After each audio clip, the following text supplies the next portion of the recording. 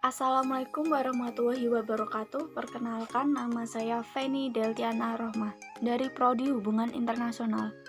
Kali ini saya akan mempresentasikan tentang dampak COVID-19 bagi kontraktor migas.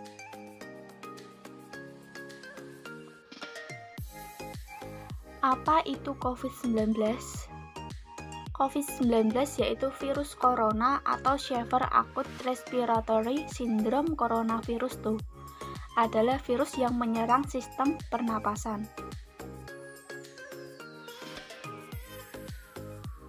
Dampak COVID-19 bagi kontraktor migas. Yang pertama, realisasi kegiatan pengeboran dan menurunnya permintaan gas dari para pembeli. Yang kedua yaitu progres beberapa proyek hulu migas yang dijadwalkan onstream di tahun 2020 diprediksi melambat. Yang ketiga yaitu proyek pemasangan kompresor betung yang dilakukan Pertamina EP-SF AC 2. Proyek yang seharusnya sudah selesai baru mencapai sekitaran 69,8% karena terkendala dengan VAT. Dan juga transportasi dan instalasi kompresor karena sebagian sumber daya manusia yang dibutuhkan pada proyek tersebut merupakan warga negara Malaysia dan warga negara India yang saat ini sedang lockdown akibat COVID-19. Dampak dari coronavirus membuat para kontraktor migas mulai ramai-ramai ajukan force majeure. Apa itu force majeure? Force majeure yaitu penghentian kegiatannya di lapangan akibat COVID-19 ini. Kepala Satuan Kerja Khusus Pelaksanaan Kegiatan Usaha Hulu Minyak dan Gas Bumi mengatakan penghentian kegiatannya di lapangan akibat COVID-19. Wabah COVID-19 ini harus dicermati hati-hati. Namun kita harus menghentikan kegiatan dan wajib melakukan penangkalannya. Direktur Eksekutif Indonesia Petroleum Association Marjolin Wajong mengatakan anjloknya harga minyak ini berdampak pengusaha migas.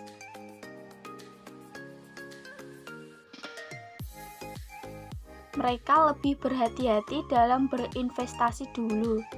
Saat ini terutama karena harga minyak yang sedang rendah, maka umumnya perusahaan dengan mempertimbangkan kembali rencana investasinya dengan hati-hati. Sebelumnya, beberapa kontraktor migas mulai memangkas anggaran akibat dampak dari COVID-19 yang membuat harga minyak anjlok.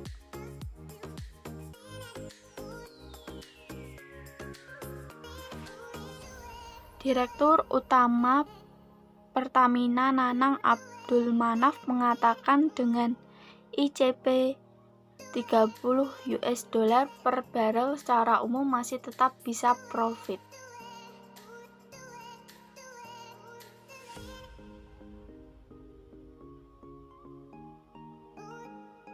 Yang tadi 30 US dollar per barrel itu hanya asumsi ICP dalam RKAP revisi nanti. Sudah ada perintah dari Dirut Pertamina untuk melakukan pemotongan ABO 30% walaupun harga minyak di 34 US dollar per barrel paparannya sementara Vice President Commercial dan Business Development Konokopilis Taufik Ahmad mengatakan pihaknya masih membahas hal ini secara internal. Juga partner-partner di koridor blok dalam waktu dekat.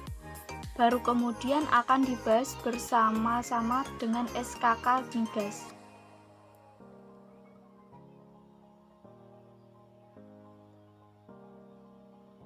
Direktur Utama PT Pertamina EP Cepu, Jam Saton Nababan mengatakan menyikapi anjloknya harga minyak skenario yang diambil yakni menurunnya anggaran biaya operasi dan anggaran biaya investasi. ABO kita turunkan sampai 30% dari rencana anggaran kerja perusahaan 2020 dan ABI sekitar 14% dari original RKAP 2020. Hingga kini pihaknya masih terus melakukan diskusi terkait simulasi ini dan diharapkan harga minyak bisa kembali naik. Skenario menurunkan ABO dan ABI dilakukan dengan asumsi harga rata-rata minyak mentah Indonesia 30 US dollar per barrel. Sekarang pun sudah tetap kita lakukan pemotongan. Yang tadi 30 US dollar per barrel itu hanya asumsi ICP dalam RKAP revisi nanti. Perlambatan mobilitas, harga minyak yang rendah cepat atau lambat kontrak kerja sama akan melakukan penyesuaian di dalam budget dan expenses.